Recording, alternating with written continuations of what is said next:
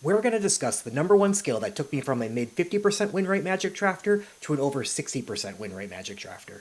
This might be the most impactful draft level up video we've ever released on YouTube, so you're not going to want to miss it. The number one skill that took me from mid 50% win rate drafter to an over 60% win rate drafter was this: avoid ending with a bad deck. It's not so much about trying to end up in a good deck. You can't control the exact deck you end up in. If you try to, you aren't taking advantage of what you're being passed, and your win rate will suffer. Instead, you're trying to avoid the bad decks. We'll break this down into 3 levels, taking you from beginner at level 1 to expert at level 3. This advice applies to all Magic sets, but at the end we'll walk through a Bloomburrow draft to see how we can put the advice into practice. Avoid ending with a bad deck level 1. Avoid the worst color. Most players are compromising their win rate by getting into the worst color too often. It doesn't matter if that color is wide open. It matters more that you find yourself in the open lane amongst the good colors. Remember, there are at least 10 archetypes amongst the 8 players at your table. Even if you draft the same good archetype as the player across the table from you, but you're being hooked up by the 3 players to your right and the 3 players to your left, you'll end up with a good deck. To be clear, this means avoiding blue in Bloomburrow. Avoid ending in a bad deck level 2. Avoid the worst archetypes. Challengers to that level 1 concept will come back saying, what if no one at the table drafts blue? Surely you can find a good blue deck. And I'll come back saying that, the vast majority of the time, I agree. In Bloomburrow, there is exactly one good blue deck, blue-green. The other blue decks are literally 8th, 9th, and 10th place. That means I'm not going into blue unless I see that both blue is open and that blue-green is open. The only way I'm getting into blue-green is when I see both green and blue open. Usually it means I'll start in green, staying open to my second color, and then I'll pivot into blue. I could even start a different color, pivot into green, then pivot into green-blue.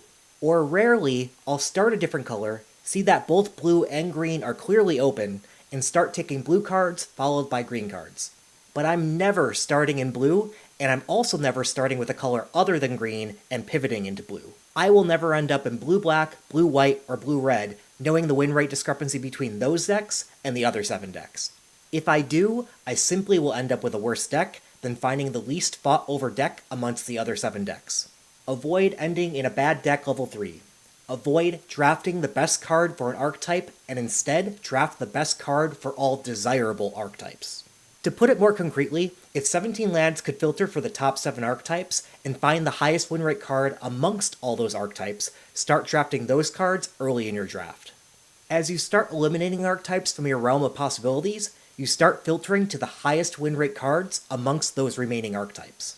This draft I did demonstrates level 3 thinking. But before we go further, we've now tripled our subscriber count with Bloomburrow, and we're looking to continue extending the reach of our community. If you could take a moment to click the like and subscribe button below, it would really help us get our message out.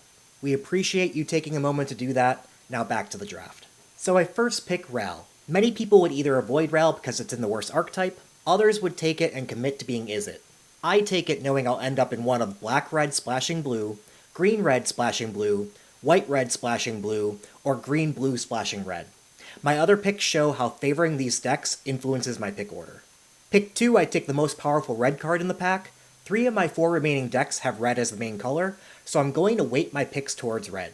Pick 3, I take the most powerful card I'll play in all of my decks. Not only that, given all my decks want to splash, it helps with that. Pick 4 is where you can start to see me not take the overall best card, but instead take the best card for my remaining desirable archetypes.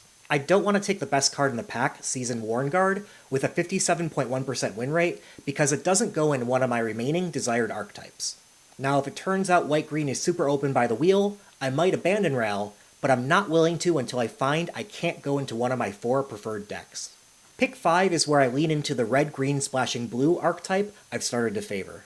Pick 6 I do the same, just with a red Gruul card rather than a green Gruul card. Pick 7 I see the best red common in the set, red is clearly open. I also note I see a cash grab, and so green might also be open. Pick 8 I see another cash grab, I'm pretty solidly in my colors. Pick 9 I pick up a fine card, I didn't play it in my final deck. Pick 10 I have plenty of options. But I take the lowest mana cost card to ensure my curve is okay. I'm likely to see more Junkblade Bruisers later in the draft. Pick 11, I get that Junkblade Bruiser immediately. Picks 12 and 13, I fill up my 2-drop slot, even though I don't end up playing them. I won't go through packs 2 and 3, but I will show my final deck. I was able to get into one of my preferred decks, Splashing Ral. Ral was indeed an all-star and responsible for taking my deck 7-1. I even once named Otter off Patchwork Banner. Wandertail Mentor was also an all-star, which anyone who's played green-red in this format should know. I had a small forage sub-package with the Forager and Cultivators eating the Cash Grab and Bakersbane duo. I had plenty of ways to expend 4 with my Wandertail Mentor and Patchwork Banner ramp for more Mentor, Bakersbane duo, and Junkblade Bruiser damage. I threw in one High Stride, which was great for saving my creatures, finishing off theirs, and helping trigger expend alongside my 3 CMC cards. I played effectively 18 lands, that's counting the Fountainport Bell as a land, as I always wanted to hit my land drops to turbo out, and when I flooded, Fountainport Bell and Take Out the Trash could be traded for other cards. The deck played great.